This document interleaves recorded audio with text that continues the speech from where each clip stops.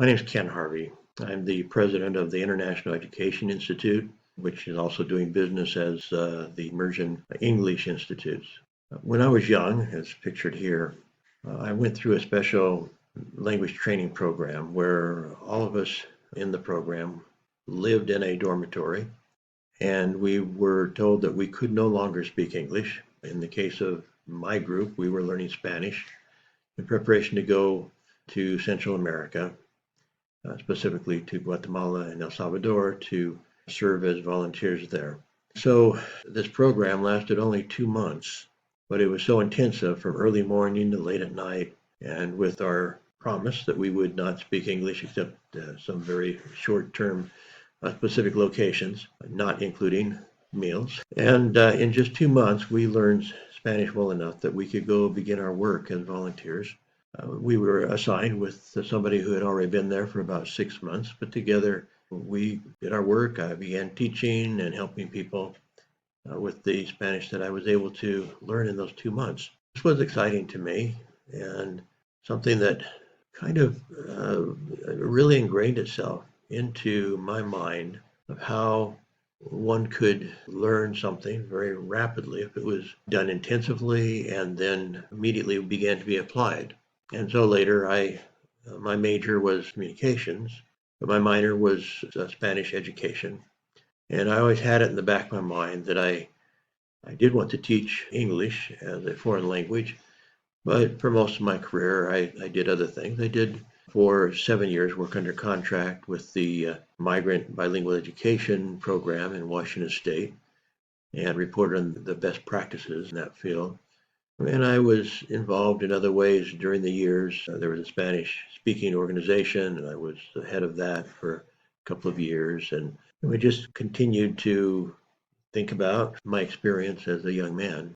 So flash forward, we are looking at creating a program that immediately begins some immersive aspects.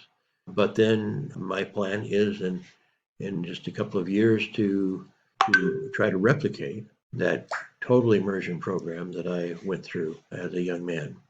Right now, what we're working on is a K-12, a kindergarten through 12th grade program where students will learn English as they take courses towards graduation. And no matter where they live, as long as they can gain access to our online curriculum, they can achieve an American high school diploma when they're done. This will help them in several ways. First off, will actually help them learn the subjects they're already learning in their local school, perhaps.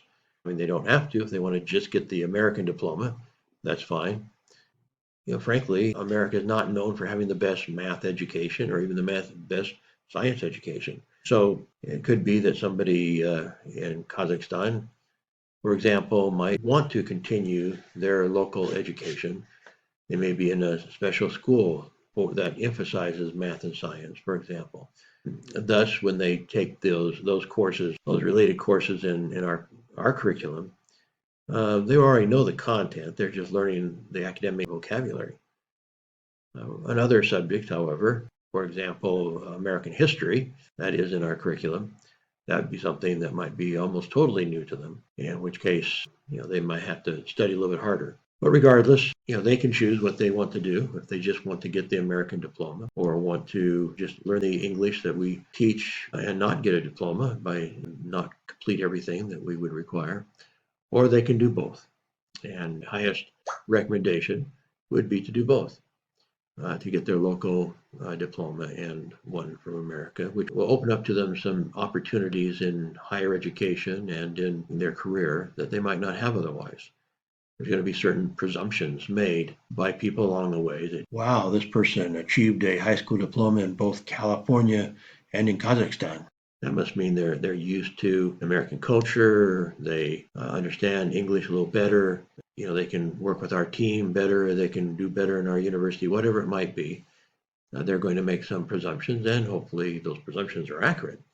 And if you work hard in our program, they should be accurate. I want to just explain first off in this first slide why this is important. While most international schools around the world charge about $2,000 tuition per month, our students can achieve an American high school diploma for perhaps $100 a month. Each teacher can set their own price and establish their own services. Much of the curriculum is automated online, but nonetheless, teachers can agree to more or less service, more or less live courses, more lectures or demonstrations that they might want to provide. And we will have a directory of teachers using our curriculum. So you can decide whether to do it locally and in a physical setting, do it online, and which teacher to choose to proceed with to achieve this diploma. Our K through 12, kindergarten through 12th grade curriculum uses simplified English and multimedia that helped one specialized school of English language learners, ELLs, and other at-risk students in America raise their pass rate on the state achievement exam from under 30% to over 80% in 1 year. So this has already shown itself to be effective with English language learners. But we are actually adding some content that will make it even more effective. Our enhanced curriculum simultaneously teaches the K through 12 core subjects, science, math, language arts, and social studies, plus English as a foreign language. So that last part, the English as a foreign language, is being developed right now in parallel to the regular content. So when they're done, their English should be substantially better. And in fact, we will basically for every course, every core course, every content course that's already established in this program, we will create an English course to teach the vocabulary and some key grammar and so forth as the student goes along. So they might for every lesson they take in, let's say American history, they would have a lesson in their EFL, their English as a foreign language course, to help prepare them to understand that the content as well. Because our online system does most of the teaching and assessments for the instructor, one instructor could answer questions and provide supplemental instruction in a virtual or physical classroom for more than 100 students, possibly even 200. Depends how much service they want to provide and what they want to charge. And in so doing, though, one teacher could make anywhere from $7,400 per month to $10,000 per month, depending on their ability to help market their program. And again, their program is using our curriculum. It would be up to them to decide what else to add to it. The Immersion English Institute that we are creating can provide great marketing support for those who get involved in our final development activities. The K-12 curriculum is available already for students with fairly good English, but we will reward those who help finalize the EFL curriculum, which in turn will allow you to recruit hundreds of additional EFL students. So we'll help you more in marketing. There's some things that we'll discuss in a second, how we will help you, but also as we complete in the new EFL portion, you should be able to recruit a lot more students. Once the curriculum is completed, we will develop an inexpensive university work-study program and a shorter-term learn and travel package to better prepare students for a lucrative international career. So that'd be our next step. This is our high school curriculum, but we also have envisioned a university curriculum mostly based on communications, marketing, business, entrepreneurial, journalism, and also English as a foreign language. Those would be our main majors that we would start with, and then we might branch out from there. That will be something decided later. Part of that will develop our own intensive program like I experienced as a young man. So that would be something that high school students as a near graduation or have just graduated might want to be part of. It would technically part of the university program, but it would recognize that not everybody that wants to go through that intensive 3-month program will want to stay for the university degree, and that's fine. In fact, the majors is teach English as a foreign language. Our students who are majoring in that will help with our immersion program so that when students come into our dormitories, there will be student tutors and teachers who are with that major living in the dormitory also and overseeing the activities, and making sure that everybody's keeping the rule, no native language, only English. You know that ultimately people who have advanced English skills can nearly double their income during their career. So for the students, this is important. And if you're a teacher, this is important for you to know too, and to be excited about this program. We can help accomplish this. So that's what we're doing with Immersion Education Institutes.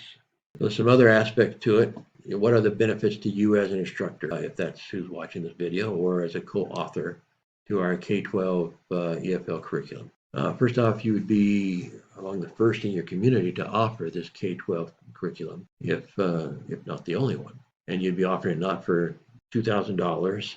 So the numbers we use here would be based on the idea of $100 per month. That'd be 5% cost of international schools. But there may be some who are going to provide very little assistance besides the curriculum itself, and they might charge less. All of the teachers and schools that adopt our curriculum will be part of our directory of instructors. And in that directory, you'll be able to share your name, your background, your photo, your contact information. You can have a link to a sample lesson, etc., so that you can attract more students. You can let them know whether you're teaching online or on site. And if you're one of our co-creators who helps us develop this last piece to our curriculum for students for whom English is a foreign language, you will be at the top of the list. And we'll be supporting you even more than other instructors. Indeed, prospective students will know that you're not just a regular instructor, you're one of the creators of the curriculum. Because the online curriculum does most of the teaching and assessments for you, you'll be able to teach, let's say, 100 students online or offline all by yourself, and make it be 100 students times $74, pay you the $100. In other words, it would be $74 times 100 students would be $7,400 per month, would be a pretty good wage. Okay, so what next? So this is the last slide in this presentation. So let me go through these bullet items. So first off, right now you could go to this website here, https, iei.etap.org. ETAP is the original site. They totally copied everything they have on etap.org and put it to our site, which is iei.etap.org. So we're creating our curriculum in this URL, still on their server, on our partner server, but with our own URL. And because we will be really emphasizing working with teachers, whereas in many cases their work, a lot of their clients are homeschoolers in America. There are a lot of parents who feel like the public schools are not doing what they want to do, and so they're just teaching their children at home. There's literally millions of Americans that do that. So, they target the not only the homeschoolers, many means. I already mentioned the example of a school in a special school for English language learners in California that used it and enhanced their program, dramatically. So there are schools using it, but still they have focused to a large degree, not exclusively, but to a large degree on homeschoolers who are looking for something that they can, that will prepare their students for exams and stuff, that this has been created for that purpose. So you can go to etap.org or the iei.etap.org and request your free trial to examine the curriculum.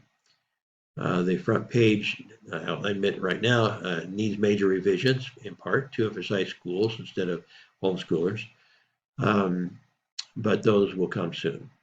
So look at the courses, though. There will be changes in the front page, especially in its direct attachments. Finalize your decision whether you want to participate in this program as either a co-creator and or as a teacher, and receive your permanent ID and password and designated authority for using, adding, changing course content. There's some things that only I and maybe one or two other people will have authority to do, and that includes actually creating the course originally, as far as just the name. And then the contents, you can create the contents as a teacher in the system, for example. So that's the first thing you do. We need to decide whether you're going to proceed and go ahead and get set up within the system, within the learning management system.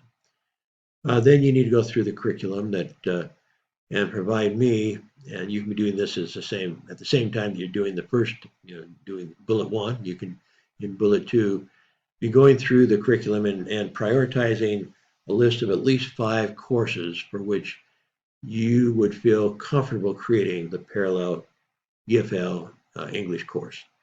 And then submit that list to me, and I will assign one to you.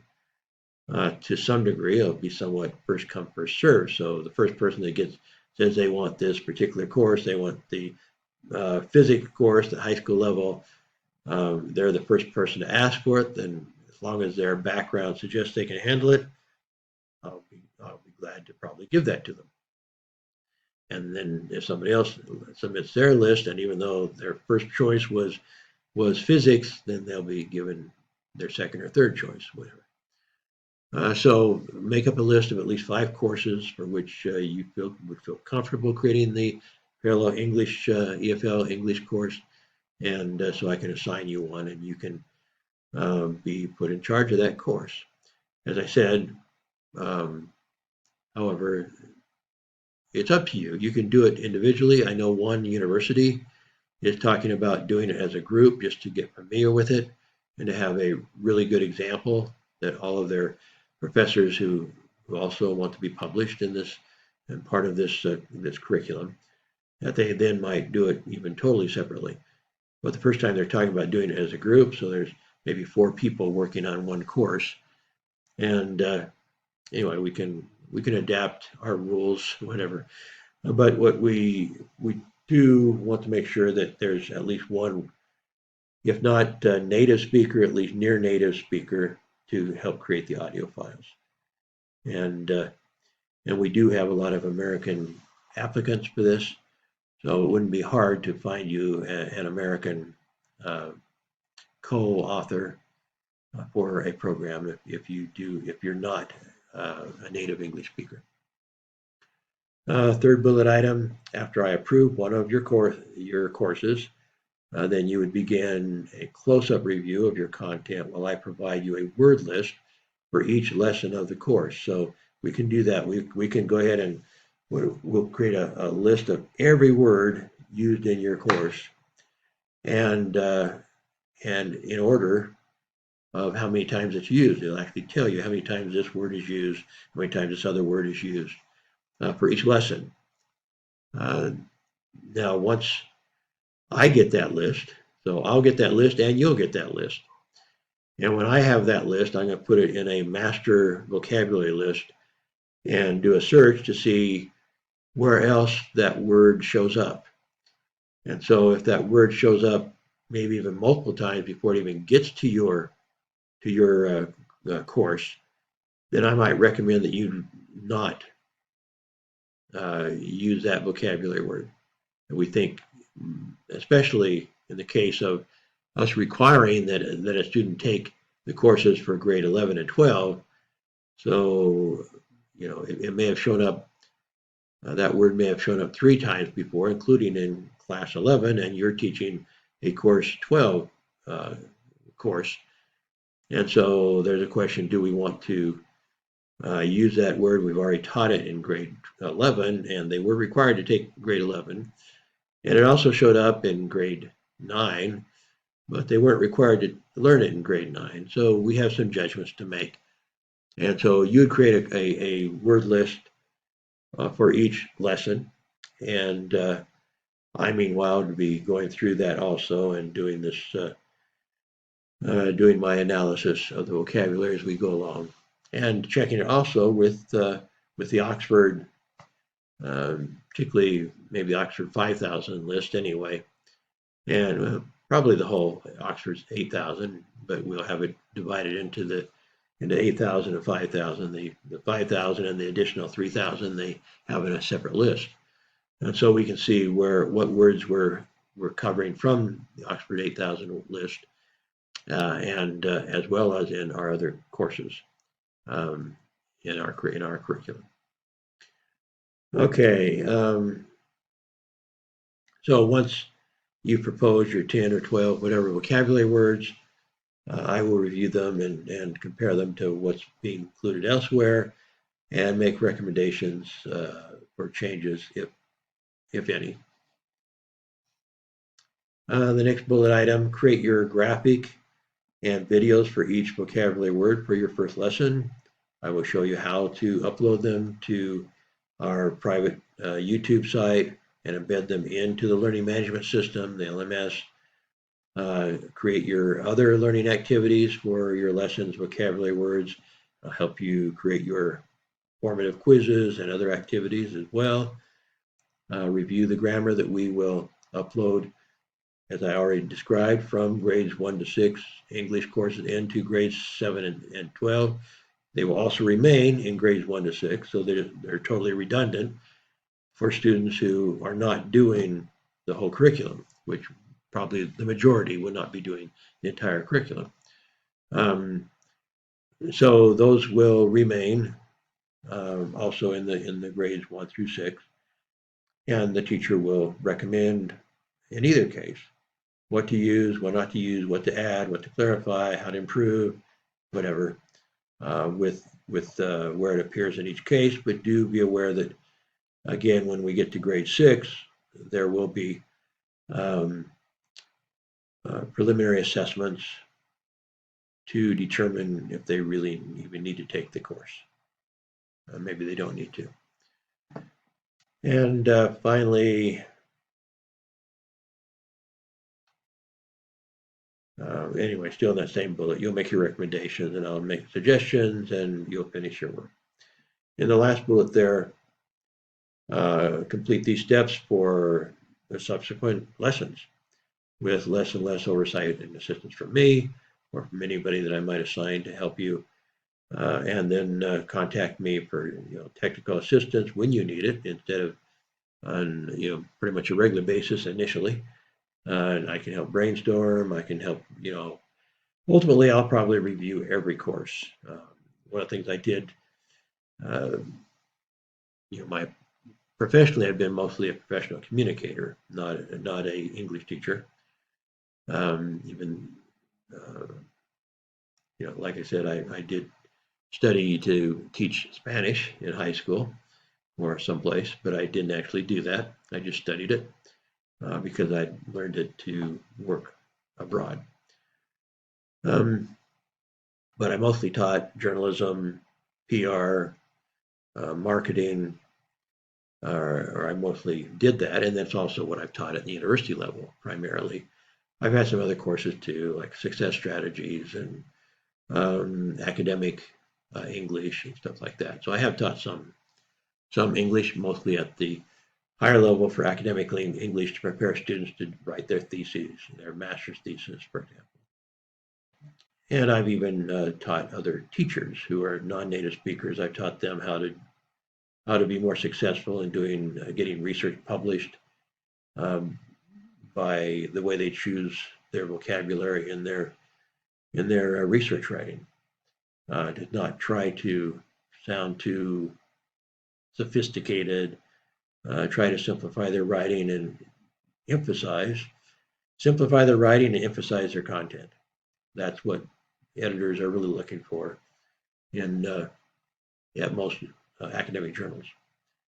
So anyway, so then you'll proceed and finish all of your lessons and with all of your vocabulary. And when you get completed, then you'll be done. If you want to take on, for academic reasons, say you're a university professor, there will be other assignments too. There are some social studies courses and some other courses that could use an upgrade. And so we want to first off get the EFL courses done, because that is important to our marketing. And then for those who want additional credit for academic publications and so forth, we'll have other work for you to do.